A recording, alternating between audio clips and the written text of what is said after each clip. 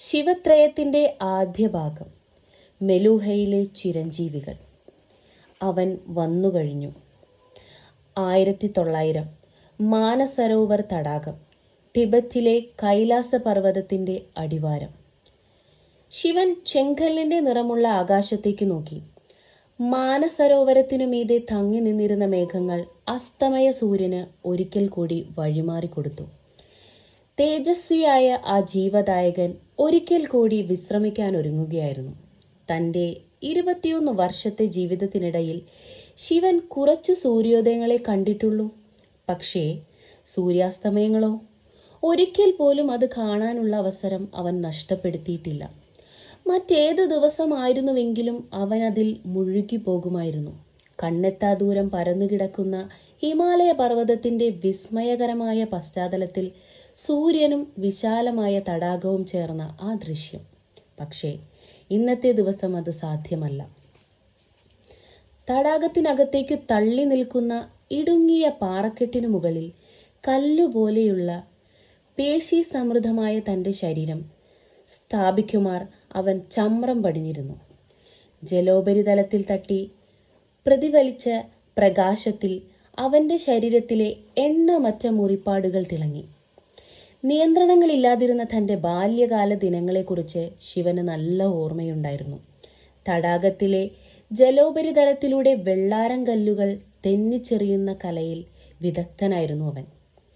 തൻ്റെ വർഗക്കാരിൽ ആ കാര്യത്തിൽ ഏറ്റവും മികച്ച പ്രകടനത്തിൻ്റെ ഉടമ അവൻ തന്നെയായിരുന്നു. ഒരൊറ്റ ഏറിന് 17 ചാട്ടങ്ങൾ.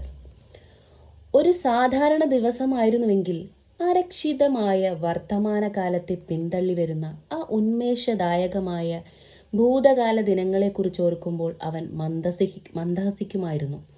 പക്ഷേ ഇന്ന് സന്തോഷത്തിൻ്റെ യാതൊരു ലാഞ്ചനയുമില്ലാതെ അവൻ തൻ്റെ ഗ്രാമത്തിനു പുറംതിരിഞ്ഞു നിന്നു. മുഖ്യ പ്രവേശ കവാടത്തിനു കാവൽ നിന്നിരുന്ന ഭദ്രൻ ജാഗരൂകനായിരുന്നു. ശിവൻ കണ്ണുകൾ കൊണ്ട് ആംഗ്യം തൊടുത്തു. അയാൾ തിരിഞ്ഞു നോക്കിയപ്പോൾ സഹായികളായി നിന്നിരുന്ന 2 ഭടന്മാർ വേലിയിൽ ചാരി ഉറങ്ങുന്നു. അയാൾ അവരെ ശകാരിക്കുകയും ഊക്കോടെ ചവിട്ടുകയും ചെയ്തു. ശിവൻ തടാകത്തിനു നേരെ തിരിഞ്ഞു. ഭദ്രനെ ഈശ്വരൻ അനുഗ്രഹിക്കട്ടെ, അവനെങ്കിലും അല്പം ഉത്തരവാദിത്വമുണ്ടല്ലോ. ശിവൻ യാക്കിൻ്റെ അസ്ഥി കൊണ്ടുണ്ടാക്കിയ ചില്ലം, പുകവലിക്കുവാനുള്ള കുഴൽ, തൻ്റെ ചുണ്ടിൽ തിരുകി ഒന്നാഞ്ഞു വലിച്ചു. മറ്റേതെങ്കിലും ദിവസമായിരുന്നുവെങ്കിൽ കഞ്ചാവ് അതിൻ്റെ കലവറയില്ലാത്ത ഉദാരത പരത്തി അസ്വസ്ഥമായ മനസ്സിനെ തണുപ്പിച്ച് ശാന്തിയുടെ നിമിഷങ്ങൾ അവന് നൽകുമായിരുന്നു. പക്ഷേ ഇന്നങ്ങനെ ഉണ്ടാവില്ല. അപരിചിതനായ ആ വിദേശിക്കൊപ്പമുള്ള സൈനികരെ കാവലിൽ പാർപ്പിച്ചിരുന്ന ഇടതുവശത്തെ തടാക തീരത്തേക്ക് അവൻ നോക്കി. പുറകിൽ തടാകവും അവർക്ക് കാവലുണ്ടായിരുന്ന ശിവന്റെ 20 ഭടന്മാരും മൂലം ഒരു മിന്നലാക്രമണം സംഘടിപ്പിക്കുക അവർക്ക് അസാധ്യമായിരുന്നു. വളരെ അനായാസം അവർ നിരായുധരാകാൻ സമ്മതിച്ചു. യുദ്ധം ചെയ്യുന്നതിനായി ചെറിയൊരു അവസരത്തിന് പോലും കാത്തു നിൽക്കുന്ന രക്തദാഹികളായ ഞങ്ങളുടെ സൈനികരെ പോലെയല്ല അവർ. വിദേശികളുടെ വാക്കുകൾ ശിവന്റെ മനസ്സിലേക്ക് വീണ്ടും ഒഴുകിയെത്തി. ഞങ്ങളുടെ ദേശത്തേക്ക് വരൂ. ആ മഹാപർവ്വതത്തിനപ്പുറമാണത് സ്ഥിതി ചെയ്യുന്നത്. മറ്റുള്ള ആളുകൾ അതിനെ മെലൂഹ എന്ന് വിളിക്കുന്നു. ഞാൻ അതിനെ സ്വർഗം എന്ന് വിളിക്കുന്നു. ഇന്ത്യയിലെ ഏറ്റവും സമ്പന്നവും ശക്തവുമായ സാമ്രാജ്യമാണ്. നിശ്ചയമായും ഈ ലോകത്തിലേക്കും വെച്ച് ഏറ്റവും സമ്പന്നവും ശക്തവുമായ സാമ്രാജ്യം. കുടിയേറ്റക്കാർക്ക് വേണ്ടി ഞങ്ങളുടെ ഭരണകൂടം ഒരു നിർദ്ദേശം മുന്നോട്ട് വച്ചിട്ടുണ്ട്. കൃഷി ചെയ്യുന്നതിനാവശ്യമായ ഫലപുഷ്ടിയമായ ഭൂമിയും സാമഗ്രികളും നിങ്ങൾക്ക് ലഭിക്കും. ഈ വരണ്ടുണങ്ങിയ ഭൂമിയിൽ അതിജീവിതത്തിനായി നിങ്ങളുടെ വർഗക്കാർ, ഗുണന്മാർ പോരാടുകയാണ്. നിങ്ങളുടെ കാടൻ സ്വപ്നങ്ങളിൽ പോലും കടന്നു വരാനിടയില്ലാത്ത ജീവിത സൗകര്യങ്ങളാണ് മെലൂഹ നിങ്ങൾക്ക് വാഗ്ദാനം ചെയ്യുന്നത്. അതിനു പകരമായി ഞങ്ങൾ ഒന്നും ചോദിക്കുന്നില്ല. സമാധാനത്തോടെ ജീവിക്കുക, നികുതി ഒടുക്കുക, രാജ്യത്തെ നിയമങ്ങൾ അനുസരിക്കുക, ഇത്രമാത്രം. ഒരു പുതിയ ദേശത്തെ താൻ ഒരിക്കലും ഒരു മേധാവി ആയിരിക്കുകയില്ലെന്ന് ശിവൻ ആലോചിച്ചു. എനിക്കതിൽ ശരിക്കും നഷ്ടബോധമുണ്ടോ? അവൻ്റെ വർഗത്തിന് വിദേശികളുടെ നിയമത്തിനനുസൃതമായി ജീവിക്കേണ്ടി വരും. ജീവിക്കാനായി എല്ലാ ദിവസവും ജോലി ചെയ്യേണ്ടതായി വരും. എല്ലാ ദിവസവും യുദ്ധം ചെയ്യുന്നതിനു പകരം ജീവനോടെ ഇരിക്കുന്നതല്ലേ നല്ലത്? ചില്ലത്തിൽ നിന്ന് ശിവൻ ഒരു പുകയെടുത്തു. പുക അകന്നു പോകുമ്പോൾ ഗ്രാമത്തിന്റെ നടുവിൽ വിദേശികളെ പാർപ്പിച്ചിരുന്ന തന്റെ കുടിലിനു തൊട്ട് വലതുവശത്തുള്ള കുടിലിനു നേരെ അവൻ നോക്കി. അയാൾക്കവിടെ സുഖമായി കിടന്നുറങ്ങാമെന്ന് അറിയിച്ചിരുന്നു. ആവശ്യം വരികയാണെങ്കിൽ അയാളെ തടവിലാക്കുകയെന്നതായിരുന്നു യഥാർത്ഥത്തിൽ ശിവൻ ഉദ്ദേശിച്ചിരുന്നത്. ഞങ്ങളുടെ ഗ്രാമത്തെ ആ പുണ്യ സരോവരത്തിനടുത്തു തന്നെ നിലനിർത്താനായി ഏതാണ്ട് മാസം തോറും ഒരു തവണ എന്ന കണക്കിൽ പക്രതികളുമായി ഞങ്ങൾ യുദ്ധം ചെയ്യുന്നു. പുതിയ ഗോത്രവർഗവുമായി സഖ്യമുണ്ടാക്കി വർഷം തോറും അവർ കരുത്താർജിച്ചു കൊണ്ടിരിക്കുകയാണ്. ഞങ്ങൾക്ക് പക്രതികളെ പരാജയപ്പെടുത്താം, പക്ഷേ എല്ലാ ഗോത്രവർഗങ്ങളെയും ഒരുമിച്ച് തോൽപ്പിക്കാനാവില്ല. മെലൂഹയിലേക്ക് പോയാൽ യാതൊരു കാര്യവുമില്ലാത്ത ഈ അക്രമങ്ങളിൽ നിന്ന് രക്ഷപ്പെട്ട് സൗകര്യപ്രദമായ ജീവിതം നയിക്കാം. അതിലെന്താണ് തെറ്റ്? എന്തുകൊണ്ട് നമുക്ക് ഉടമ്പടി സ്വീകരിച്ചുകൂടാ? അത് വളരെ മികച്ച ഒരു നിർദ്ദേശമായി എനിക്ക് തോന്നുന്നു. ചില്ലത്തിൽ നിന്ന് അവസാനത്തെ പുക എടുത്ത ശേഷം പാറയിൽ തട്ടി അതിനകത്തെ ചാരം കൊട്ടിക്കളഞ്ഞ് ശിവൻ എഴുന്നേറ്റു.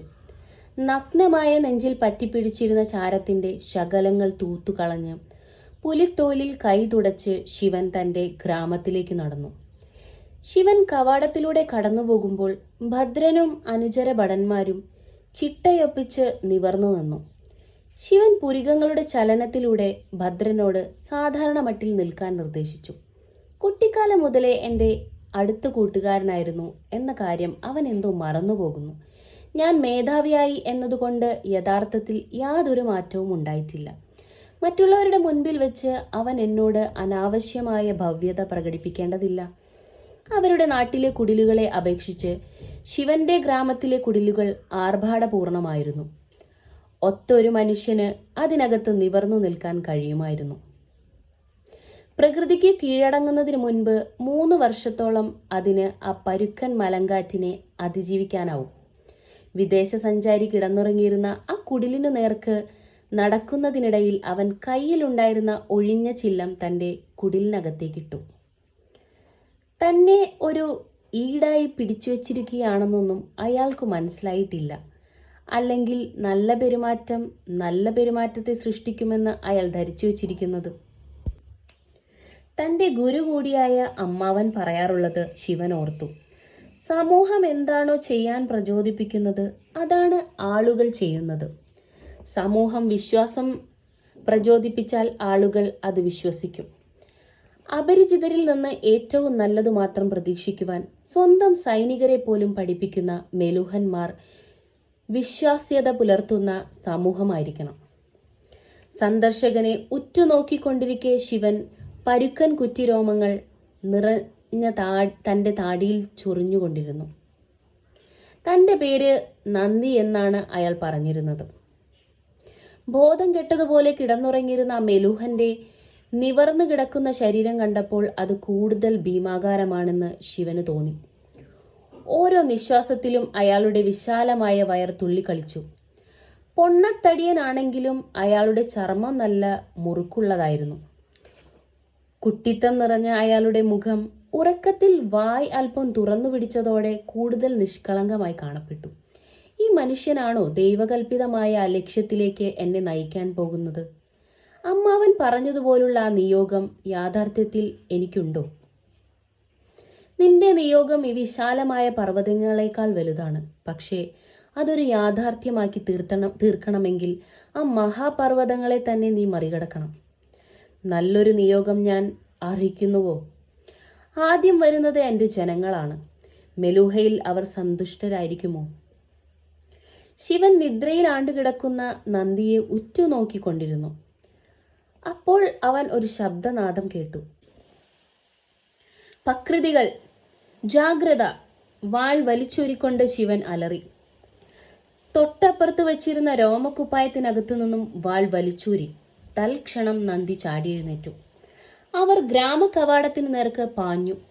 നിലവിലുള്ള സമ്പ്രദായം അനുസരിച്ച് സ്ത്രീകൾ കുഞ്ഞുങ്ങളെയും കൊണ്ട് ഗ്രാമത്തിന്റെ മധ്യഭാഗത്തേക്ക് ഓടി. വാളുകൾ ഊരിപ്പിടിച്ച് പുരുഷന്മാർ മറുഭാഗത്തേക്ക് ഓടി. ഭദ്രൻ, നമ്മുടെ ഭടന്മാർ തടാകത്തിനടുത്തേക്ക് നീങ്ങട്ടെ. കവാടത്തിനടുത്ത് എത്താറായപ്പോൾ ശിവൻ വിളിച്ചു പറഞ്ഞു. ഭദ്രൻ ആജ്ഞ കൈമാറി. ഗുണസൈനികർ ഉടനടി അതനുസരിച്ചു. മെലൂഹന്മാർ തങ്ങളുടെ കുപ്പായത്തിനകത്ത് ഒളിപ്പിച്ചു വെച്ചിരുന്ന വാളെടുത്ത് ഗ്രാമത്തിനു നേർക്ക് കുതിക്കുന്നത് കണ്ട് അവർ അത്ഭുതപ്പെട്ടു. നിമിഷങ്ങൾക്കകം പക്രുതികൾ അവരുടെ മേൽ ചാടി വീണു. പക്രുതികൾ മുൻകൂട്ടി ആസൂത്രണം ചെയ്ത ആക്രമണമായിരുന്നു അത്. യുദ്ധമില്ലാത്തൊരു ദിവസം നൽകിയതിന് ഈശ്വരനോട് ഗുണസൈനികർ കൃതജ്ഞത പ്രകടിപ്പിക്കുന്നത് സന്ധ്യാസമയത്തായിരുന്നു. സ്ത്രീകൾ തടാകക്കരയിൽ തങ്ങളുടെ ജോലികളിൽ ഏർപ്പെട്ടു. ഭയങ്കരന്മാരായ ഗുണസൈനികർ ബലഹീനരായിരുന്നു സമയം. ആയോധനിപുണരായ അവരെ ഭയപ്പെടേണ്ടാത്ത ഈ സമയത്ത് അവർ മറ്റേതു ഗോത്രവർഗക്കാരെയും പോലെ ആയിരുന്നു. പരുക്കനായ ഭൂമിയെയും പ്രതികൂല സാഹചര്യങ്ങളെയും തരണം ചെയ്ത് ജീവിച്ചു പോകുന്നവർ. പക്ഷേ വിധി വീണ്ടും പക്രുതികൾക്കെതിരായിരുന്നു. വിദേശ സാന്നിധ്യം മൂലം ശിവൻ ഗുണസൈനികരോട് ജാഗ്രത പുലർത്താൻ നിർദ്ദേശിച്ചിരുന്നു. അങ്ങനെ അവർക്ക് മുന്നറിയിപ്പ് ലഭിച്ചിരുന്നതിനാൽ പക്രുതികളുടെ മിന്നലാക്രമണം എന്ന തന്ത്രം പാളി. മെലൂഹന്മാരുടെ സാന്നിധ്യവും നിർണായകമായി. അത് ചെറിയതെങ്കിലും നിഷ്ഠൂരമായ യുദ്ധത്തെ ഗുണന്മാർക്ക് അനുകൂലമാക്കി. പക്രുതികൾക്ക് പിന്തിരിഞ്ഞോടേണ്ടതായി വന്നു. മുറിവേറ്റ് ചോരയൊഴുകിയിരുന്ന ശിവൻ ആ യുദ്ധത്തിന്റെ അവസാനം തന്റെ ഭാഗത്തിനു സംഭവിച്ച നഷ്ടങ്ങൾ നിരീക്ഷിക്കുകയായിരുന്നു. 2 ഗുണസൈനികർ മരിച്ചുപോയിരുന്നു. അവർ ആ വംശത്തിന്റെ വീരനായകന്മാരായി ആദരിക്കപ്പെടും.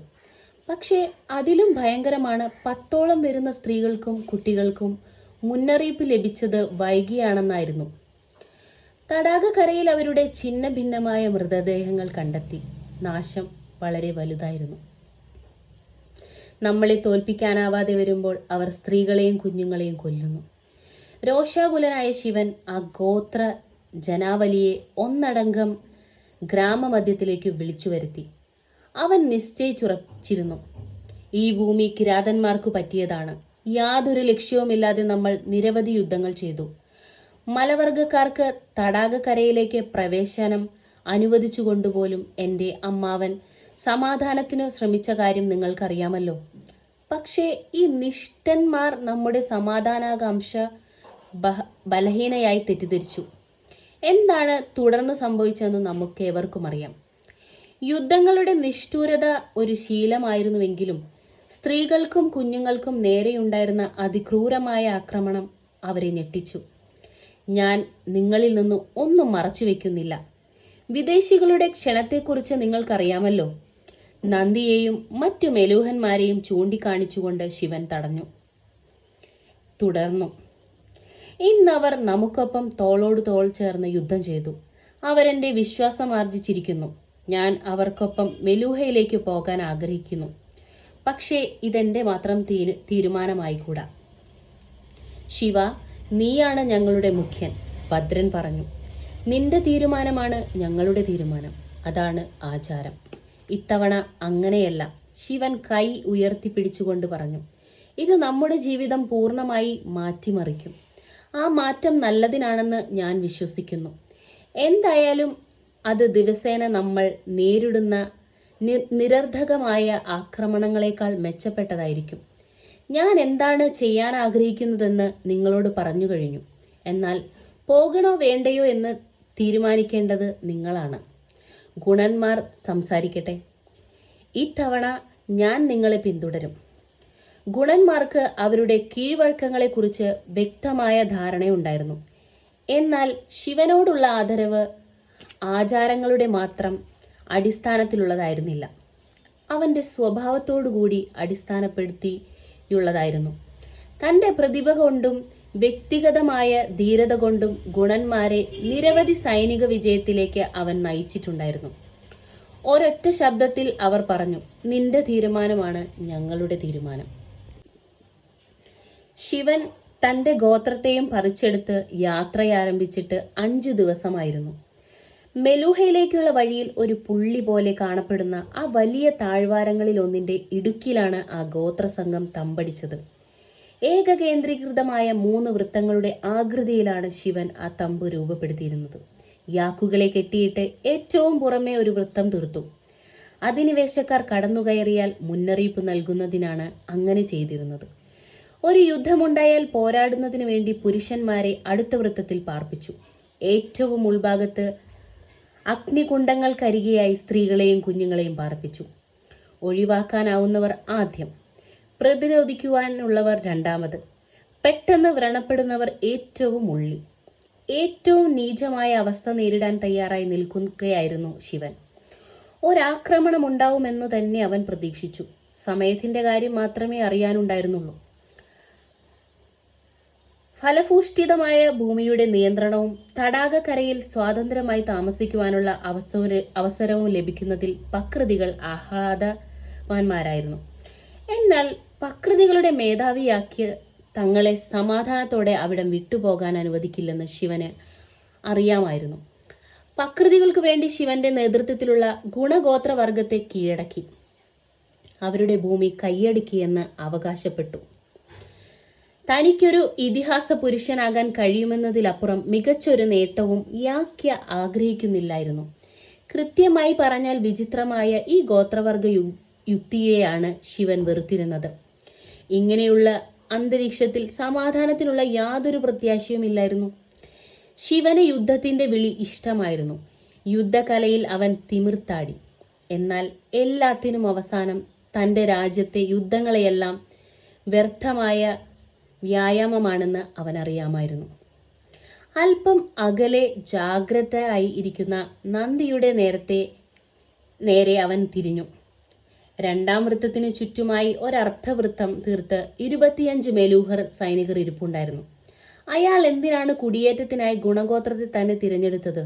എന്തുകൊണ്ട് പക്രതികളെ തിരഞ്ഞെടുത്തില്ല? അകലെ ഒരു നിഴലനക്കങ്ങൾ കണ്ടപ്പോൾ ശിവന്റെ ആലോചന മുറിഞ്ഞു. അവൻ വളരെ സൂക്ഷ്മമായി അവിടേക്ക് നോക്കി. എന്നാൽ എല്ലാം നിശ്ചലമായിരുന്നു. ഈ പ്രദേശത്ത് ചില സമയങ്ങളിൽ വെളിച്ചം ചില സൂത്രങ്ങൾ കാണിക്കാറുണ്ട്. ശിവൻ തൻ്റെ നില അല്പമൊന്ന് അയച്ചു. അപ്പോൾ വീണ്ടും അവൻ ആ നിഴൽ കണ്ടു. ആയുധമെടുക്കൂ, ശിവൻ അലറി. 50 പക്രതികൾ ആക്രമിച്ചു കയറിയപ്പോഴേക്കും ഗുണന്മാരും മെലൂഹന്മാരും ആയുധങ്ങളുമായി അവരുടെ സ്ഥാനങ്ങളിൽ നിലയുറപ്പിച്ചു കഴിഞ്ഞിരുന്നു. വെപ്രാളപ്പെട്ടു നിൽക്കുന്ന മൃഗങ്ങൾ തീർത്ത മതിലിൽ ചെന്നിടിച്ചതോടെ യാതൊന്നും ആലോചിക്കാതെയുള്ള അവരുടെ മൂഢപ്രവൃത്തി അവർക്കു തന്നെ പ്രഹരമായി. ആക്രമിക്കാൻ അവസരം കിട്ടുന്നതിന് മുൻപ് തന്നെ യാതൊരു നിയന്ത്രണവുമില്ലാതെ യാക്കുകൾ അവരെ ചവിട്ടിയും കുത്തിയും പരിക്കേൽപ്പിച്ചു. ചില ഭടന്മാർ അവക്കിടയിലൂടെ കടന്നുകയറി ആയുധങ്ങൾ കലമ്പി. തുടക്കക്കാരനെന്ന് തോന്നിക്കുന്ന ഒരു യുവപക്രതി വന്യമായി വാൾ ചുഴറ്റിക്കൊണ്ട് ശിവന്റെ നേർക്ക് കുതിച്ചു. ശിവൻ ആ ആക്രമണത്തിൽ നിന്ന് ഒഴിഞ്ഞു മാറി. വാളുകൊണ്ട് വളരെ ലളിതമായ ഒരർത്ഥവൃത്തം തീർത്ത ശിവൻ ആ യുദ്ധപക്രതിയുടെ നെഞ്ചിൽ ആഴമില്ലാത്ത വിധം ഒരു മുറിവേൽപ്പിച്ചു. ആ യുവസൈനികൻ ആക്രോശിച്ചുകൊണ്ട് വാൾ ചുഴറ്റി. പോർമുഖം തുറന്നു. അതായിരുന്നു ശിവന് വേണ്ടിയിരുന്നത്. അവൻ തന്റെ വാൾ നിഷ്ഠൂരമായി ശത്രുവിന്റെ കുടലെടുക്കും വിധം കുത്തിയിറക്കി.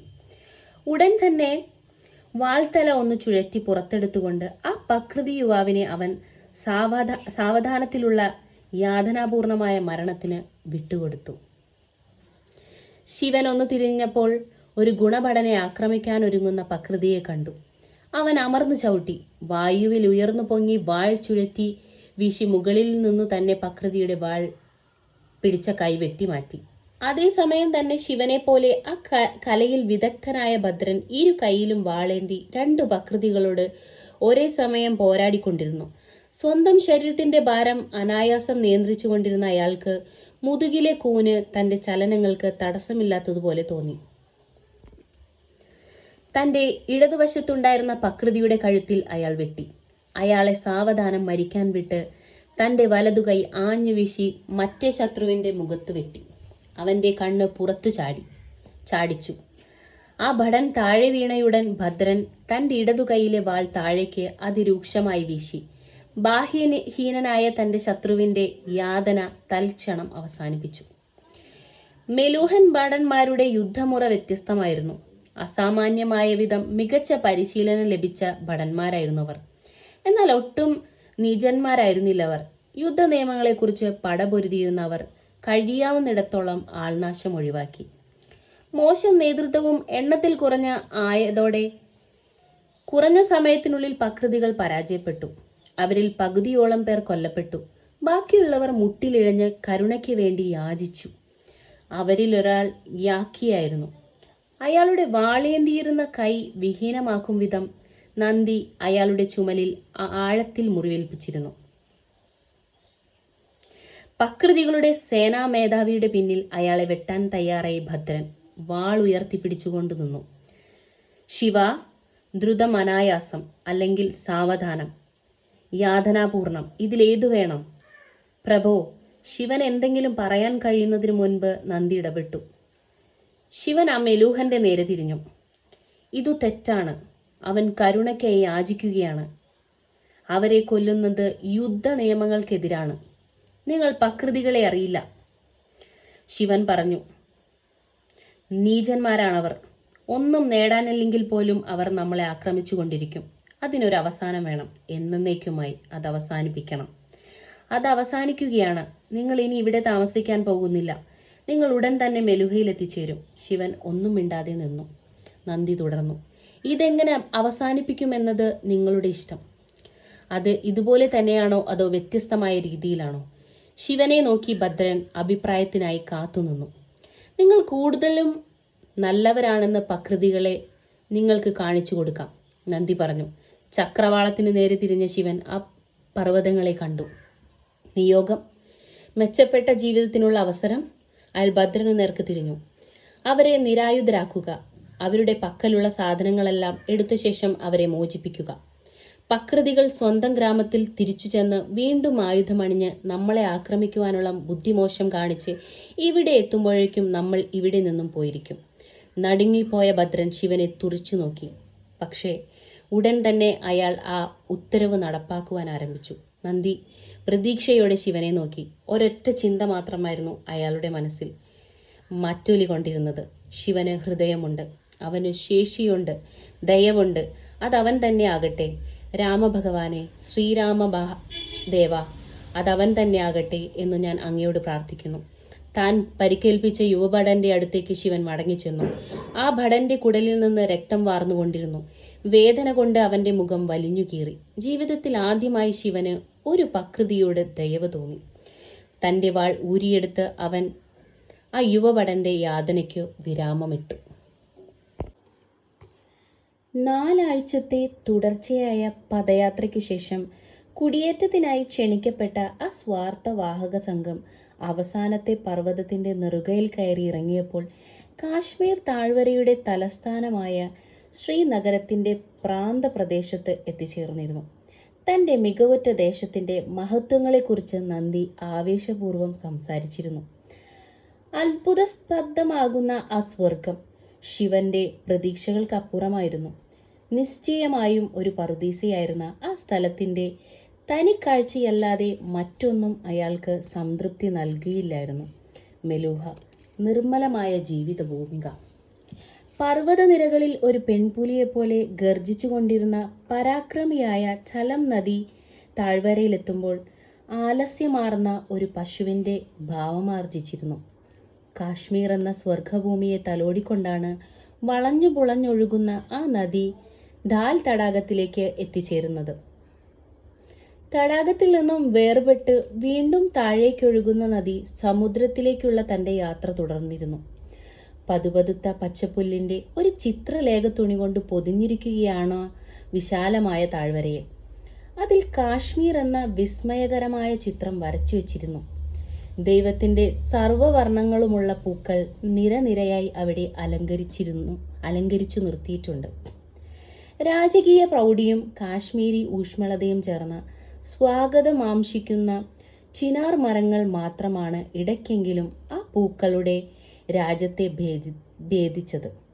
മഞ്ഞിൽ തണുപ്പാർന്ന മലങ്കാറ്റിൻ്റെ ഹുങ്കാരം മാത്രം കേട്ടു ശീലിച്ച ശൈവഗോത്രത്തിൻ്റെ തളർന്ന കർണപുടങ്ങളെ അവിടുത്തെ പക്ഷികളുടെ മന്ത്രമധുരമായ സംഗീതം ശാന്തമാക്കി.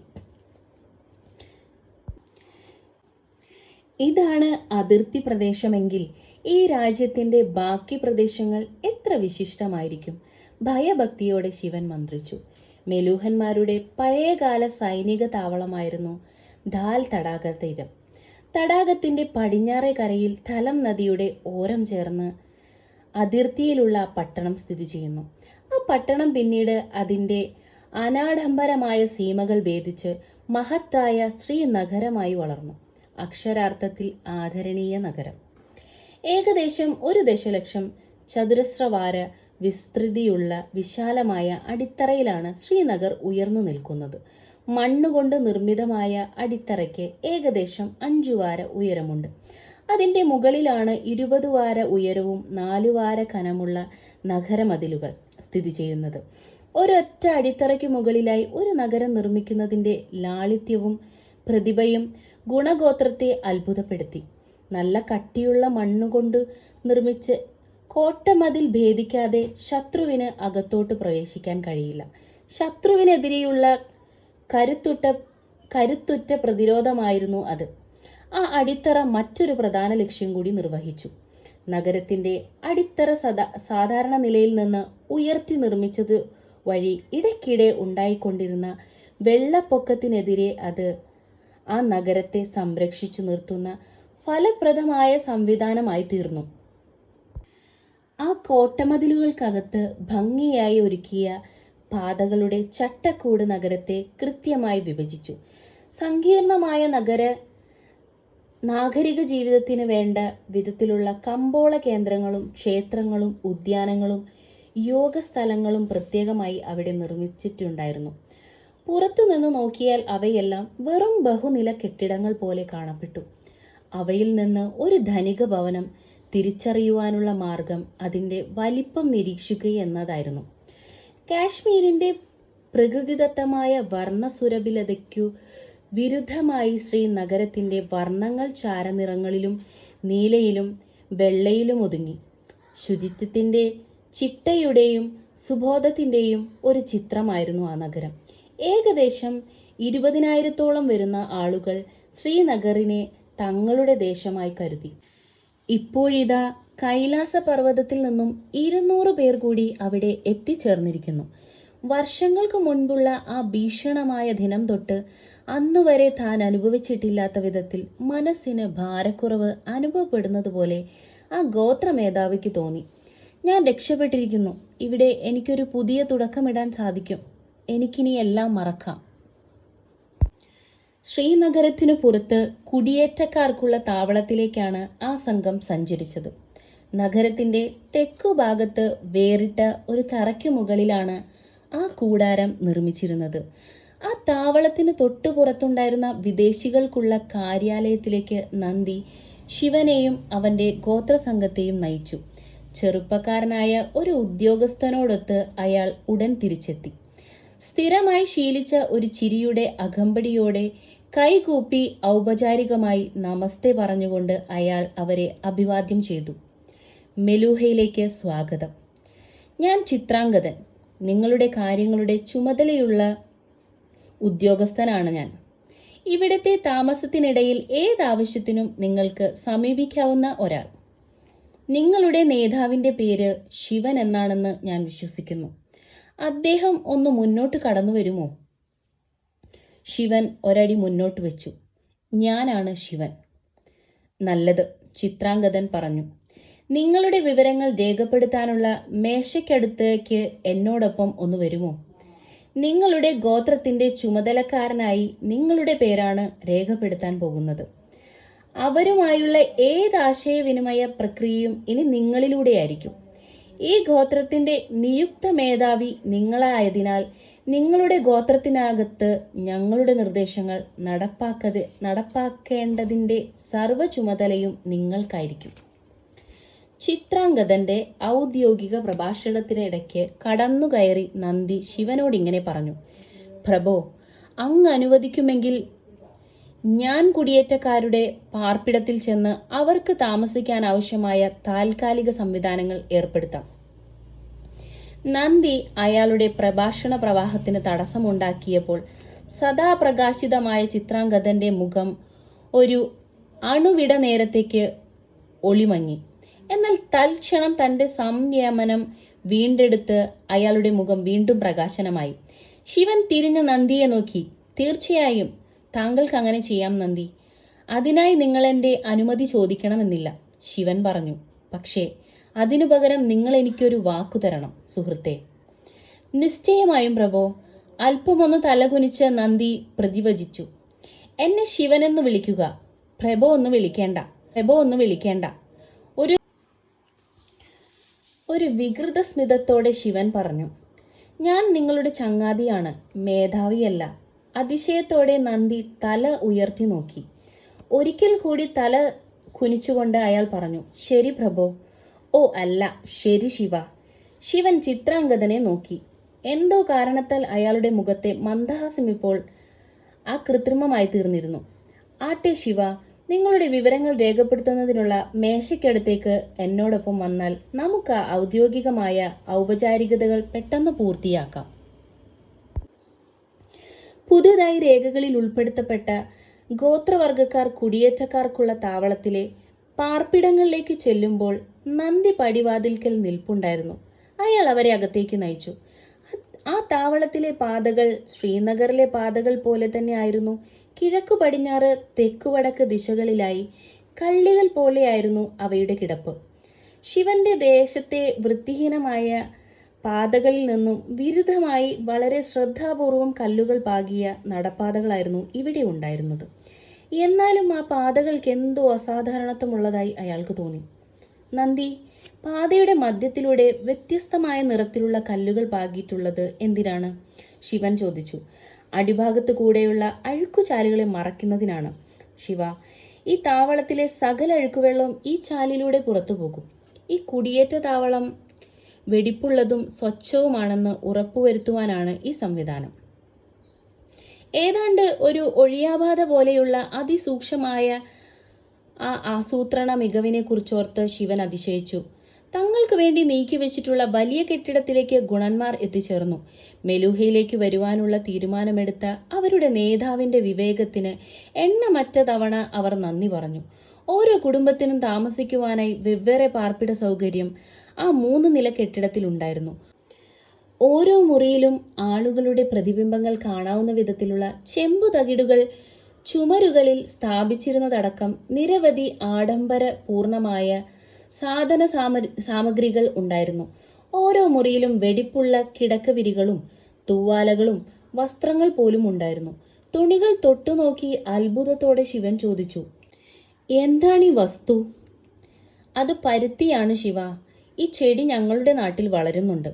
അതിൽ നിന്നാണ് താങ്കൾ ഇപ്പോൾ പിടിച്ചിരിക്കുന്ന വസ്ത്രങ്ങൾ രൂപപ്പെടുത്തി പരിഷ്കരിച്ചെടുക്കുന്നത്, ചിത്രാംഗതൻ ആവേശപൂർവ്വം പറഞ്ഞു. സൂര്യപ്രകാശവും ചൂടും ലഭിക്കുന്നതിനായി ഓരോ ചുമരിലും വിശാലമായ ചിത്രജാലകമുണ്ടായിരുന്നു. ഓരോ ചുമരിലും ഉണ്ടായിരുന്ന ദ്വാരങ്ങൾ തിരി താഴ്ത്തിവെച്ച ലോഹദണ്ഡുകളെ താങ്ങി നിർത്തി. വെളിച്ചത്തിനു വേണ്ടിയാണ് അങ്ങനെ ചെയ്തിരുന്നത്. ഓരോ മുറിയോടും ചേർന്ന് ഒരു കുളിമുറി ഉണ്ടായിരുന്നു. ചെരിഞ്ഞ തറയിലൂടെ ഒഴുകുന്ന വെള്ളം അവിടെയുണ്ടായിരുന്ന ദ്വാരത്തിലൂടെ പുറത്തേക്ക് ഒഴുകിപ്പോകും. ഓരോ കുളിമുറിയിലും തറയിൽ കല്ലുപടുത്തുണ്ടാക്കിയ ഒരു പാത്രമുണ്ടായിരുന്നു.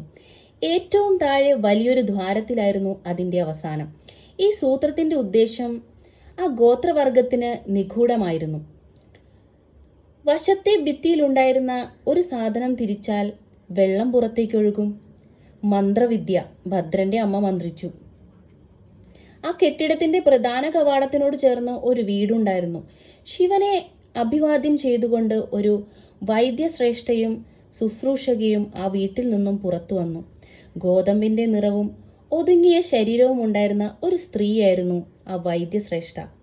അരയിൽ ചുറ്റിക്കെട്ടി പാദം വരെ മറച്ചിരുന്ന വെളുത്ത വസ്ത്രമായിരുന്നു അവർ ധരിച്ചിരുന്നത്. മെലൂഹന്മാർ അതിനെ ധോത്തി എന്ന് വിളിച്ചു. കുറച്ചുകൂടി വലിപ്പം കുറഞ്ഞൊരു വസ്ത്രം കൊണ്ട് നെഞ്ചുമറച്ച് ചുറ്റിക്കെട്ടിയിരിക്കുന്നു. അംഗവസ്ത്രം എന്നു പേരുള്ള മറ്റൊരു തുണി ചുമലിലൂടെ തൂങ്ങിക്കിടപ്പുണ്ടായിരുന്നു. അവരുടെ നെറ്റിയുടെ മധ്യത്തിൽ ഒരു വെളുത്ത പൊട്ട് ഉണ്ടായിരുന്നു.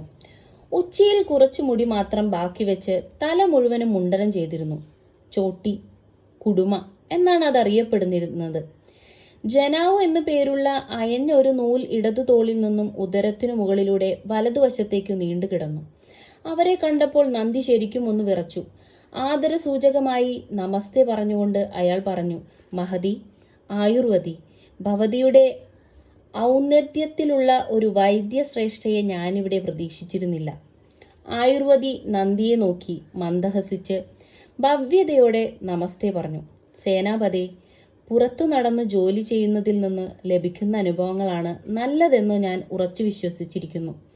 എൻ്റെ സംഘം എന്നെ കണിശമായി പിന്തുടരുന്നു. എങ്കിലും താങ്കളെ തിരിച്ചറിയാൻ കഴിയാത്തതിൽ എനിക്ക് വിഷമമുണ്ട്.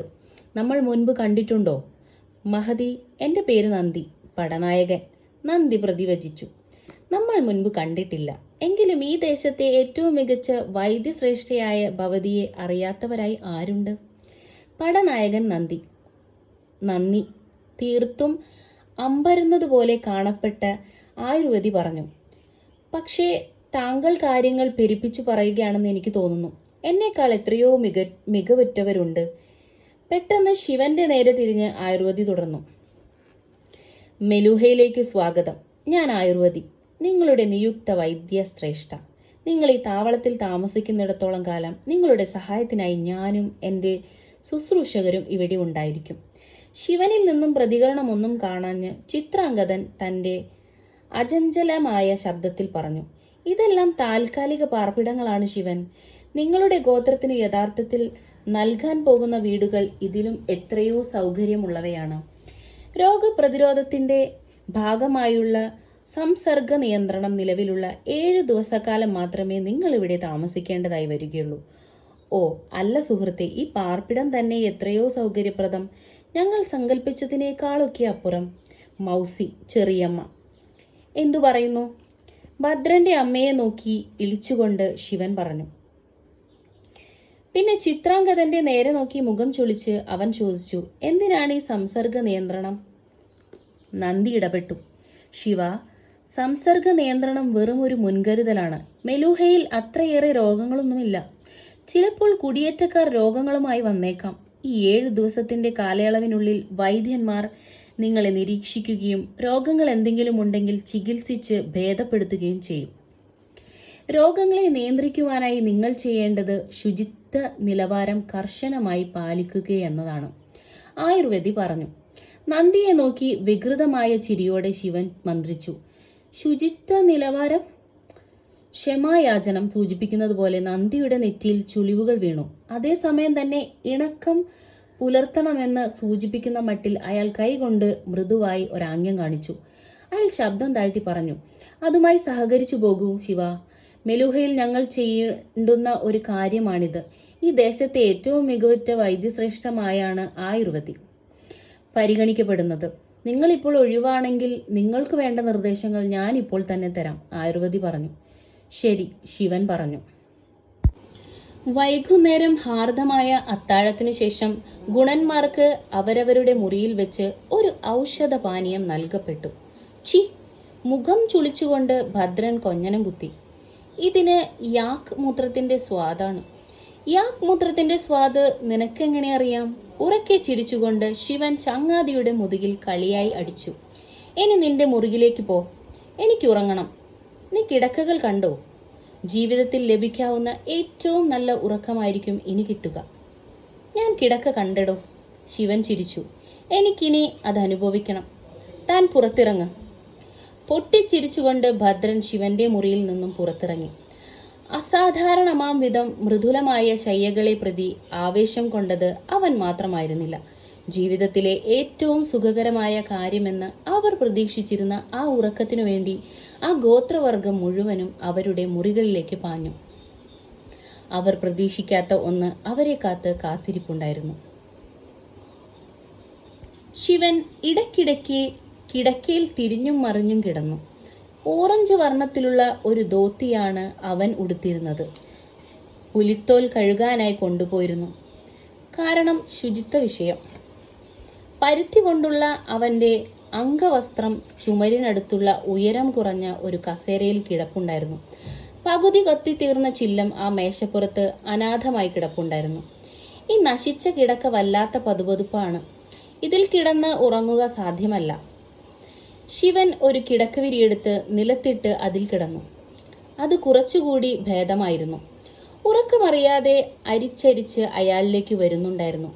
പക്ഷേ നാട്ടിൽ പതിവുള്ളതുപോലെ ആ ഉറക്കത്തിനത്ര ആഴമുണ്ടായിരുന്നില്ല. തൻ്റെ കുടിലിനകത്തെ തണുത്ത പരുക്കൻ തറ അയാൾക്ക് നഷ്ടപ്പെട്ടിരുന്നു. കൈലാസപർവ്വതത്തിൽ നിന്നുള്ള തണുത്ത രൂക്ഷമായ കാറ്റ് അവനപ്പോൾ നഷ്ടപ്പെട്ടിരുന്നു. തനിക്ക് സുഖം നൽകിയിരുന്ന ആ പുലിത്തോലിന്റെ നാറ്റം അവന് നഷ്ടമായി. ഇപ്പോഴത്തെ ചുറ്റുപാടുകൾ അമിതമായ സുഖസൗകര്യങ്ങൾ നിറഞ്ഞതായിരുന്നുവെങ്കിലും അവർ അപരിചിതവും അന്യവുമായിരുന്നു. പതിവ് പോലെ സ്വന്തം സഹജവാസന സത്യം പുറത്തു കൊണ്ടുവന്നു. മുറിയല്ല പ്രശ്നം, നീയാണ്. താൻ വിയർത്തുകൊണ്ടിരിക്കുകയാണെന്ന് അപ്പോഴാണ് ശിവൻ ശ്രദ്ധിച്ചത്. തണുത്ത ഇളങ്കാറ്റുണ്ടായിരുന്നിട്ടും അവൻ അവിരാമം വിയർത്തുകൊണ്ടിരുന്നു. ആ മുറി ചെറുതായി കറങ്ങുന്നത് പോലെ അവന് തോന്നി. തന്റെ ശരീരം തന്നിൽ നിന്നും ആരോ പുറത്തേക്ക് വലിച്ചെടുക്കുന്നത് പോലെ അവൻ അനുഭവപ്പെട്ടു. കൊടും തണുപ്പ് കൊണ്ട് മരവിച്ച അവന്റെ കാൽ വിരൽ തീയിൽപ്പെട്ടതുപോലെ തോന്നി. യുദ്ധത്തിന്റെ മുറിപ്പാടുകൾ നിറഞ്ഞ ഇടതു കാൽമുട്ട് പുറത്തേക്ക് നീണ്ടുവരുന്നതായി അവന് തോന്നി. തളർച്ചയും വേദനയും അനുഭവിക്കുന്ന തന്റെ പേശികളെ ഏതോ വലിയൊരു കൈ ഒഴിഞ്ഞ് രൂപപ്പെടുത്തുന്നതായി അവൻ അനുഭവപ്പെട്ടു. മുൻപൊരു ദിവസം കുഴ തെറ്റിക്കിടന്നിരുന്ന ഒരിക്കലും ഭേദമാകാത്ത അവന്റെ തോളില് ആ സന്ധിയുടെ പുനം സംവിധാനത്തിന്റെ ഭാഗമായി പേശികളെ പിളർക്കുന്നത് പോലെ തോന്നി. ആ പേശികൾ അസ്ഥികളുടെ ദൗത്യത്തിന് കീഴടങ്ങുന്നതായി കാണപ്പെട്ടു. ശ്വസിക്കുന്നത് ഒരു അധ്വാനമായിരുന്നു. ശ്വാസകോശങ്ങളെ സഹായിക്കുവാനായി അവൻ വാ തുറന്നു. പക്ഷേ ആവശ്യമായ വായു അകത്തേക്കു കടന്നു വന്നില്ല. ശിവൻ തന്റെ സർവശക്തിയുമെടുത്ത് ശ്രദ്ധാപൂർവം കഴിവതും വിസ്താരത്തിൽ വാ തുറന്നു പിടിച്ച് കഴിയാവുന്ന വിധത്തിൽ വായു ഉള്ളിലേക്ക് വലിച്ചു. അല്പം ദയവുള്ള കാറ്റ് ജനാലയിലൂടെ അകത്തേക്കു കടക്കാൻ ശ്രമിച്ചപ്പോൾ ജാലകവിരികൾ ഉലഞ്ഞു. വായുവിന്റെ പെടുന്നനെയുള്ള കുതിപ്പ് ശിവന്റെ ശരീരത്തെ അല്പമൊന്നു അയച്ചു. പിന്നെ ആ യുദ്ധം വീണ്ടും ആരംഭിച്ചു. വളരെ ശ്രദ്ധാപൂർവം തന്റെ ആർത്തി പൂണ്ട ശരീരത്തിലേക്ക് അവൻ അതിശക്തമായി വായു വലിച്ചു കടത്തി. ടക് ടക്. വാതിലിലെ നേർത്ത മുട്ട് ശിവനെ ജാഗരൂകനാക്കി. ഒരു നിമിഷ നേരം അവന്റെ ശ്രദ്ധ പതറി. അപ്പോഴും അവൻ ഉറക്കെ ശ്വാസം വലിച്ചു, ചുമൽ കൊളുത്തി വലിച്ചു. പരിചിതമായ ആ വേദന അവിടെ ഇല്ലായിരുന്നു. അവൻ കാൽമുട്ടിലേക്ക് നോക്കി. അവിടെ ഇപ്പോൾ ഒട്ടും വേദനയില്ലായിരുന്നു. മുറിപ്പാട് അപ്രത്യക്ഷമായിരിക്കുന്നു. അപ്പോഴും ശ്വാസം കിട്ടാനായി ഒരിക്കൽ കൂടി അവൻ ഊക്കോടെ വലിച്ചു. അവൻ ഇപ്പോൾ കാലിന്റെ പെരുവിരലിലേക്ക് നോക്കി. ഇപ്പോൾ അത് പൂർണ്ണമായ ആകൃതി പൂണ്ടിരുന്നു. അത് പരിശോധിക്കുവാനായി അവൻ കുനിഞ്ഞു. വർഷങ്ങൾക്കു ശേഷം ആദ്യമായി അവന്റെ പെരുവിരൽ അനക്കിയപ്പോൾ ഞൊട്ടയിടുന്ന ഒരു ശബ്ദം ആ മുറിയിൽ മുഴങ്ങി. അപ്പോഴും അവൻ ഉറക്കെ ശ്വാസം വലിച്ചു വിട്ടു. തണുപ്പിന്റെ അപരിചിതമായ തുടിപ്പ് അവന്റെ കഴുത്തിൽ അനുഭവപ്പെട്ടു. വല്ലാത്ത തണുപ്പ്. ടക് ടക്. ഇപ്പോൾ ആ ശബ്ദത്തിന് അല്പം കൂടി നിർബന്ധ ബുദ്ധിയുള്ളതുപോലെ തോന്നി. അമ്പരന്നുപോയ ശിവൻ പാടുപെട്ട് കാലിലൂന്നി എഴുന്നേറ്റ് അല്പം ചൂടിനായി അംഗവസ്ത്രം കഴുത്തിലേക്ക് വലിച്ചിട്ട് വാതിൽ തുറന്നു. ഇരുട്ട് മുഖത്ത് മൂടുപടം വിരിച്ചുവെങ്കിലും ശിവന് ഭദ്രനെ തിരിച്ചറിയാൻ കഴിയും. പരിഭ്രമിച്ച സ്വരത്തിൽ അവൻ മന്ത്രിച്ചു, ശിവ, ഇത്ര വൈകി നിന്നെ ബുദ്ധിമുട്ടിക്കേണ്ടി വന്നതിൽ വിഷമമുണ്ട്. അമ്മയ്ക്ക് ഭയങ്കര പനി. ഞാൻ എന്താണ് ചെയ്യേണ്ടത്? പ്രേരണയാൽ ശിവൻ ഭദ്രന്റെ നെറ്റിയിൽ തൊട്ടു. ഭദ്ര, നിനക്കും പനിയുണ്ട്. നീ നിന്റെ മുറിയിലേക്ക് പോ. ഞാൻ വൈദ്യശ്രേഷ്ഠയെ വിളിക്കാം. ശിവൻ ഇടനാഴിയിലൂടെ പടികൾ ലക്ഷ്യമാക്കി ഓടുമ്പോൾ പരിചിതമായ ശബ്ദത്തിൽ നിരവധി വാതിലുകൾ അവന്റെ മുന്നിൽ തുറന്നു. പെട്ടെന്നൊരു ജ്വരബാധ. സഹായിക്കണേ. ആ കെട്ടിടത്തോടനുബന്ധിച്ചുള്ള വൈദ്യന്മാരും ശുശ്രൂഷകരും താമസിച്ചിരുന്ന വീടിന് നേർക്ക് ശിവൻ പാഞ്ഞു. അവൻ ആ വാതിലിൽ ആഞ്ഞുമുട്ടി. അവനെ പ്രതീക്ഷിക്കുന്ന മട്ടിൽ ആയുർവതി ഉടൻ തന്നെ വാതിൽ തുറന്നു. ശിവൻ ശാന്തമായി പറഞ്ഞു, ആയുർവതി, എന്റെ ഗോത്രത്തിലെ ഭൂരിഭാഗം പേർക്കും എന്തോ രോഗം ബാധിച്ചിരിക്കുന്നു. അവർക്ക് നിങ്ങളുടെ സഹായം ആവശ്യമായിരിക്കുന്നു. ദയവായി ഒന്ന് വേഗം വരൂ. ആയുർവതി ശിവന്റെ നെറ്റിയിൽ തൊട്ടു. നിങ്ങൾക്ക് പനിയില്ലല്ലോ? ശിവൻ തലകുലുക്കി. ഇല്ല. ആയുർവതി അതിശയപൂർവ്വം മുഖം ചുളിച്ചു. അവർ തിരിഞ്ഞു നിന്ന് തന്റെ സഹായികളെ വിളിച്ചു. വരൂ, അത് ആരംഭിച്ചു കഴിഞ്ഞിരിക്കുന്നു. നമുക്ക് പോകാം. ആയുർവതിയും സഹായികളും ആ കെട്ടിടത്തിലേക്ക് കുതിച്ചു കയറിയപ്പോൾ എവിടെ നിന്നോ ചിത്രാംഗതൻ പ്രത്യക്ഷപ്പെട്ടു. എന്തുപറ്റി? അയാൾ ശിവനോട് ചോദിച്ചു. എനിക്കറിഞ്ഞുകൂടാ. ഞങ്ങളുടെ ഗോത്രത്തിലെ മിക്കവാറും എല്ലാവർക്കും പെട്ടെന്ന് എന്തോ രോഗം പിടിപെട്ടിരിക്കുന്നു. ഞാനും വല്ലാതെ വിയർക്കുന്നുണ്ട്. വിഷമിക്കാതെ, എനിക്ക് പനിയൊന്നുമില്ല. നോക്ക്, ഞാൻ മുറിയിലേക്ക് മടങ്ങുകയാണ്. എൻ്റെ ആളുകൾക്ക് എങ്ങനെയുണ്ടെന്ന് നോക്കട്ടെ. തലയാട്ടിക്കൊണ്ട് ചിത്രാംഗദൻ പറഞ്ഞു. ഞാൻ നന്ദിയെ വിളിക്കാം. ചിത്രാംഗദൻ നന്ദിയെ അന്വേഷിച്ച് ഓടിപ്പോയപ്പോൾ ശിവൻ ആ പാർപ്പിടത്തിലേക്ക് ഓടി. അതിനകത്ത് പ്രവേശിച്ചതും അയാൾ അതിശയിച്ചുപോയി. ആ കെട്ടിടത്തിനകത്ത് പന്തങ്ങളെല്ലാം കത്തിച്ചു വച്ചിരുന്നു. ശുശ്രൂഷകർ മുറികൾ തോറും കയറിയിറങ്ങി ചിട്ടയോടെ രോഗികൾക്ക് മരുന്നുകൾ നൽകുകയും പരിഭ്രാന്തരായ രോഗികളോട് എന്തൊക്കെയാണ് ചെയ്യേണ്ടതെന്ന് നിർദ്ദേശിക്കുകയും ചെയ്തു. രോഗവിവരങ്ങൾ രേഖപ്പെടുത്തുവാനായി താളിയോല കൊണ്ടുണ്ടാക്കിയ ചെറിയൊരു കെട്ടുമായി ഒരാൾ ശുശ്രൂഷകർക്കൊപ്പം നടന്നു. അയാൾ രോഗവിവരങ്ങൾ കൃത്യമായി അതിൽ കുറിച്ചുകൊണ്ടിരുന്നു. എന്ത് അത്യാഹിത സാഹചര്യവും നേരിടുവാനായി മെലൂഹന്മാർ സദാ തയ്യാറായിരുന്നു. കൈകൾ എളിയിലൂന്നിക്കൊണ്ട് ഒരു സൈനാധിപൻ തന്റെ സൈനികരുടെ പ്രവർത്തനങ്ങൾക്ക് മേൽനോട്ടം വഹിക്കുന്നത് പോലെ ആയുർവദി ആ ഇടനാഴികയുടെ അറ്റത്ത് നിൽപ്പുണ്ടായിരുന്നു. ശിവൻ അവരുടെ അടുത്തേക്ക് ഓടിയണഞ്ഞതുകൊണ്ട് ചോദിച്ചു, 3-ാം നിലയിലും 4-ാം നിലയിലും അവസ്ഥ എന്താണ്? അയാളെ നോക്കാതെ തന്നെ ആയുർവേദി പ്രതികരിച്ചു. ശുശ്രൂഷകർ ഈ കെട്ടിടത്തിന്റെ എല്ലാ ഭാഗങ്ങളിലും എത്തിയിട്ടുണ്ട്. ഈ നിലയിലെ കാര്യങ്ങൾ ഏതാണ്ട് സാധാരണ നിലയിലായതിനു ശേഷം ഞാൻ അവിടെ പോകാം. അടുത്ത നാഴികയ്ക്കുള്ളിൽ രോഗികളെ പരിശോധിച്ച് ചികിത്സ നിർദ്ദേശിക്കാനുള്ള ഏർപ്പാട് ചെയ്യാം. വൈകില്ല. നിങ്ങളുടെ ആളുകൾ അസാധാരണ മികവുള്ളവരാണ്. എങ്കിലും എല്ലാവരും സുഖപ്പെടേണേ എന്നാണ് എൻ്റെ പ്രാർത്ഥന, വിഷമത്തോടെ ശിവൻ പറഞ്ഞു. ആയുർവദി ശിവനെ തിരിഞ്ഞു നോക്കി. അവളുടെ പുരികക്കൊടികൾ അല്പം ഉയർന്നു. ഗൗരവം നിറഞ്ഞ അവളുടെ മുഖത്ത് പുഞ്ചിരിയുടെ ലാഞ്ചന. വിഷമിക്കാതെ, ഞങ്ങൾ മെലൂഹന്മാരാണ്. ഏതു സാഹചര്യവും കൈകാര്യം ചെയ്യാൻ ഞങ്ങൾക്ക് സാധിക്കും. എല്ലാവരും സുഖപ്പെടും. ഞാൻ എന്തെങ്കിലും സഹായം ചെയ്യേണ്ടതുണ്ടോ? ഉണ്ട്. ദയവായി ചെന്ന് കുളിക്കുക. എന്ത്? ദയവായി ചെന്ന് ഒന്ന് കുളിക്കുക. ഇപ്പോൾ തന്നെയാവട്ടെ. തന്റെ സംഘത്തെ നിരീക്ഷിക്കുവാനായി പുറകോട്ടു തിരിയുന്നതിനിടയ്ക്ക് ആയുർവേദി പറഞ്ഞു. ഒരു കാര്യം എല്ലാവരും ശ്രദ്ധിക്കണം. 15 വയസ്സിൽ താഴെയുള്ള എല്ലാ കുട്ടികളുടെയും തല മുണ്ടനം ചെയ്യണം. മസ്ത്രാക്ക്, നിങ്ങൾ ചെന്ന് 2-ാം ഘട്ടം നൽകേണ്ട മരുന്നുകൾ കൊടുക്കാൻ തുടങ്ങും. 5 വിനാഴികകൾക്കകം ഞാനവിടെ എത്തിക്കൊള്ളാം.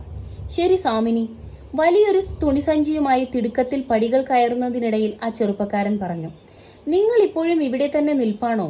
ശിവൻ പോയിട്ടില്ലെന്ന് കണ്ട് ആയുർവേദി ചോദിച്ചു. വർദ്ധിച്ചുകൊണ്ടിരുന്ന രോക്ഷം നിയന്ത്രിച്ചുകൊണ്ട് സൗമ്യതയോടെ ശിവൻ പറഞ്ഞു. ഞാൻ കുളിച്ചതുകൊണ്ട് എന്ത് വ്യത്യാസമുണ്ടാകും? എൻ്റെ ആളുകൾ കഷ്ടപ്പെടുകയാണ്. ഞങ്ങൾക്ക് സഹായം ലഭിക്കണം. നിങ്ങളോട് തർക്കിക്കുവാനുള്ള ക്ഷമയോ സമയമോ എനിക്കില്ല. ഇപ്പോൾ തന്നെ നിങ്ങൾ ചെന്ന് കുളിക്കണം. വർദ്ധിച്ചുകൊണ്ടിരുന്ന രോക്ഷം നിയന്ത്രിക്കുവാൻ ശ്രമിക്കാതെ ആയുർവേദി പറഞ്ഞു. തന്റെ വായിൽ നിന്നും കുതിച്ചു ചാടാൻ ഒരുങ്ങിയിരുന്ന ശകാരവചനങ്ങളെ നിയന്ത്രിക്കുവാൻ അതിസാഹസികമായി ശ്രമിച്ചുകൊണ്ട് ശിവൻ ആയുർവേദിയെ രൂക്ഷമായി നോക്കി. അവന്റെ ചുരുട്ടിപ്പിടിച്ച മുഷ്ടികൾക്ക് ആയുർവേദിയുമായി ഒന്ന് തർക്കിച്ചാൽ കൊള്ളാമെന്നുണ്ടായിരുന്നു. പക്ഷേ അവളൊരു സ്ത്രീയായിപ്പോയി. ആയുർവേദിയും ശിവനെ രൂക്ഷമായി നോക്കി. മറ്റുള്ളവർ തന്നെ അനുസരിച്ച് ശീലിച്ചവളായിരുന്നു ആയുർവേദി. ഒരു വൈദ്യശ്രേഷ്ഠയായിരുന്നു അവൾ. ഒരു രോഗിയോട് ഒരു കാര്യം ചെയ്യാൻ നിർദ്ദേശിച്ചു കഴിഞ്ഞാൽ മറു ചോദ്യം ഉന്നയിക്കാതെ ആ നിർദ്ദേശം പാലിക്കപ്പെടണമെന്ന് അവർ പ്രതീക്ഷിച്ചിരുന്നു. എന്നാൽ തന്റെ ദീർഘകാല ചികിത്സാനുഭവങ്ങൾക്കിടെ ശിവനെ പോലെ അപൂർവം ചിലരെ, അതും ഉന്നത കുലത്തിൽപ്പെട്ടവരെ അവർ നേരിട്ടിട്ടുണ്ട്. അത്തരം രോഗികൾക്ക് കാര്യകാരണങ്ങൾ യുക്തിസഹമായി വിശദീകരിച്ചു കൊടുക്കും. അവരോട് കാര്യങ്ങൾ നിർദ്ദേശിക്കുകയില്ല. പക്ഷേ ഇയാൾ ഒരു സാധാരണ കുടിയേറ്റക്കാരൻ അല്ലാതെ അഭിജാത വംശജനൊന്നുമല്ലല്ലോ. കഠിന ശ്രമത്തിലൂടെ ആത്മനിയന്ത്രണം പാലിച്ചുകൊണ്ട് ആയുർവേദി പറഞ്ഞു. ശിവ, നിന്റെ ദേഹം വിയർക്കുന്നു. നീ അത് കഴുകിക്കളഞ്ഞില്ലെങ്കിൽ അത് നിന്നെ കൊന്നുകളയും. മരിച്ചു കഴിഞ്ഞാൽ നിന്നെക്കൊണ്ട് നിന്റെ ഗോത്രത്തിന് യാതൊരു ഉപകാരവുമില്ല. ചിത്രാംഗദൻ വാതിലിൽ ഉറക്കെ തട്ടി. പീള കെട്ടിയ കണ്ണുകളുമായി ശകാരവാക്കുകൾ ഉരുവിട്ട് നന്ദി ഉണർന്നെഴുന്നേറ്റു. വാതിൽ വലിച്ചു തുറന്നുകൊണ്ട് അയാൾ മുരണ്ടു. എന്താ ഇത്ര പ്രധാനപ്പെട്ട കാര്യം? വേഗം വാ, ശിവന്റെ ഗോത്രക്കാർ രോഗം ബാധിച്ചു കിടപ്പിലായിരിക്കുന്നു. അപ്പോഴേക്കും അങ്ങനെ സംഭവിച്ചോ? പക്ഷെ ഇന്നേക്കൊരു രാത്രിയായല്ലേ ഉള്ളൂ. നന്ദി അത്ഭുതം കൂറി. അംഗവസ്ത്രം കയ്യിലെടുത്ത് അയാൾ പറഞ്ഞു, നമുക്ക് പോകാം. വിചിത്രം, കുളിക്കാൻ ഒരു മുറി, 2 മാസം കൂടുമ്പോൾ വ്രതസ്നാനത്തിനായി മാനസരോവരത്തിൽ മുങ്ങിത്തുടിച്ചു കുളിക്കുന്നത് ശിവന്റെ ഒരു ശീലമായിരുന്നു. കുളിമുറി അസാധാരണമായ ഞെരുക്കമുണ്ടാക്കുന്നതായി ശിവന് തോന്നി. ചുമരിലുണ്ടായിരുന്ന സൂത്രം തിരിച്ച് അവൻ വെള്ളത്തിന്റെ ഒഴുക്ക് വർദ്ധിപ്പിച്ചു. മെലൂഹന്മാർ നൽകിയ വിചിത്രമായ ആ ചതുരക്കട്ട പോലുള്ള സാധനം കൊണ്ട് അവൻ ശരീരം പതപ്പിച്ച് ഉരച്ചു വൃത്തിയാക്കി. മെലൂഹന്മാർ ആ സാധനത്തെ സോപ്പ് എന്നാണ് വിളിക്കുന്നത്. ആയുർവേദി വളരെ വ്യക്തമായി പറഞ്ഞിരുന്നു, സോപ്പ് ഉപയോഗിച്ചിരിക്കണം. വെള്ളത്തിന്റെ ഒഴുക്ക് അടച്ച് അവൻ തോർത്ത് കയ്യിലെടുത്തു. അതുകൊണ്ട് വളരെ ശക്തിയായി ശരീരം തുടച്ചപ്പോൾ നാഴികകളോളം അവൻ അവഗണിച്ചിരുന്ന ആ നിഗൂഢമായ സുഖം ഒരു പ്രവാഹം പോലെ തിരിച്ചെത്തി. അവന്റെ ചുമൽ പുതുതാക്കിയെടുത്തതിലും മികച്ചതായി തീർന്നു. അത്ഭുതത്തോടെ അവൻ തന്റെ കാൽമുട്ടിലേക്ക് നോക്കി. വേദനയില്ല, മുറിപ്പാടുകളില്ല. പൂർണ്ണമായും സുഖപ്പെട്ട കാലിന്റെ പെരുവിരലിലേക്ക് അവൻ അതിശയപൂർവ്വം നോക്കി. പരിക്കേറ്റിരുന്ന ദേഹഭാഗങ്ങൾ മാത്രമല്ല, തന്റെ ശരീരമപ്പാടെ പുതുക്കിയെടുത്തതുപോലെ, എന്നത്തേക്കാളും ഉത്തേജനവും കരുത്തും ആർജിച്ചതുപോലെ അവന് തോന്നി. എങ്കിലും അവന്റെ കഴുത്തിന് അപ്പോഴും അസഹനീയമായ തണുപ്പ് അനുഭവപ്പെട്ടു. എന്ത് ദുർമന്ത്രവാദമാണിവിടെ നടക്കുന്നത്? തിടുക്കത്തിൽ കുളിമുറിക്ക് പുറത്തു കടന്ന് അവൻ പുതിയൊരു വസ്ത്രമെടുത്ത് ഉടുത്തു. വിഷാംശമുള്ള വിയർപ്പ് പുരണ്ട വസ്ത്രങ്ങൾ ഉടുക്കരുതെന്ന ആയുർവേദിയുടെ നിർദ്ദേശം വീണ്ടും. കഴുത്തിൽ അല്പം ചൂട് പകരുന്നതിനായി അംഗവസ്ത്രം എടുത്ത് കഴുത്തിൽ ചുറ്റുമ്പോൾ വാതിലിൽ ഒരു മുട്ട് കേട്ടു. ആയുർവേദിയായിരുന്നു അത്. ശിവ, ദയവായി വാതിലൊന്ന് തുറക്കാമോ? നിനക്ക് കുഴപ്പമൊന്നുമില്ലല്ലോ എന്നൊന്ന് നോക്കുവാനാണ്. ശിവൻ വാതിൽ തുറന്നു. ആയുർവേദി അകത്തു കടന്ന് ശിവന്റെ ശരീരോഷ്മാവ് പരിശോധിച്ചു. അത് സാധാരണ നിലയിലായിരുന്നു. ചെറുതായി ഒന്ന് തലകുലുക്കിക്കൊണ്ട് അവർ പറഞ്ഞു, നീ ആരോഗ്യവാനാണെന്നു കാണുന്നു. നിന്റെ ഗോത്രവർഗക്കാർ അതിവേഗം രോഗവിമുക്തി. ശിവൻ വാതിൽ തുറന്നു. ആയുർവേദി അകത്തു കടന്ന് ശിവന്റെ ശരീരോഷ്മാവ് പരിശോധിച്ചു. അത് സാധാരണ നിലയിലായിരുന്നു. ചെറുതായി ഒന്ന് തലകുലുക്കിക്കൊണ്ട് അവൻ പറഞ്ഞു, നീ ആരോഗ്യവാനാണെന്നു കാണുന്നു. നിന്റെ ഗോത്രവർഗക്കാർ അതിവേഗം രോഗവിമുക്തി നേടിക്കൊണ്ടിരിക്കുന്നു. കഷ്ടതകൾ അകന്നുപോയി കഴിഞ്ഞിരിക്കുന്നു. ശിവൻ നന്ദിപൂർവ്വം പുഞ്ചിരിച്ചു. നിങ്ങളുടെ ചികിത്സാ സംഘത്തിന്റെ ശേഷിയും കഴിവും മൂലമാണ് സാധ്യമായത്. നേരത്തെ നിങ്ങളുമായി തർക്കിക്കാനിടയായതിൽ എനിക്ക് വിഷമമുണ്ട്. അത് അനാവശ്യമായിരുന്നു. നിങ്ങൾ സദുദ്ദേശത്തോടെയാണ് പറഞ്ഞതെന്ന് എനിക്കറിയാം. താളിയോല ഗ്രന്ഥങ്ങളിൽ നിന്ന് കണ്ണുകൾ ഉയർത്തി ചെറു പുഞ്ചിരിയോടെ പുരികക്കൊടി ഉയർത്തി ആയുർവേദി ചോദിച്ചു, ഞങ്ങൾ മര്യാദയുള്ളവരാണ് അല്ലേ? നിങ്ങൾ ഉദ്ദേശിക്കുന്നത് പോലെ അത്ര മുരടനൊന്നുമല്ല ഞാൻ. ശിവൻ ചിരിച്ചു. നിങ്ങൾ വല്ലാത്ത ഗർവുള്ളവരാണ്. പെട്ടെന്ന് അതെല്ലാം ശ്രദ്ധിക്കുന്നത് നിർത്തി അന്തം വിട്ട ഭാവത്തോടെ ആയുർവേദി ശിവനെ ഉറ്റുനോക്കി. മുൻപെങ്ങാനും അവൾ അത് ശ്രദ്ധിച്ചിരുന്നുവോ? ഐതിഹ്യത്തിൽ അവൾ ഒരിക്കലും വിശ്വസിച്ചിരുന്നില്ല. ഐതിഹ്യം യാഥാർത്ഥ്യമാവുന്നത് ആദ്യമായി കാണുന്നത് അവൾ ആയിരിക്കുമോ? തളർന്ന മട്ടിൽ കൈ ചൂണ്ടിക്കൊണ്ട് ഞെരുങ്ങിയ സ്വരത്തിൽ അവൾ ചോദിച്ചു, എന്തിനാണ് നീ കഴുത്തു മൂടിയിട്ടിരിക്കുന്നത്? എന്തോ കഴുത്തിന് കടുത്ത തണുപ്പ്. അതുകൊണ്ട് വിഷമിക്കാൻ എന്തെങ്കിലുമുണ്ടോ? അംഗവസ്ത്രം വലിച്ചെടുത്തുകൊണ്ട് ശിവൻ ചോദിച്ചു.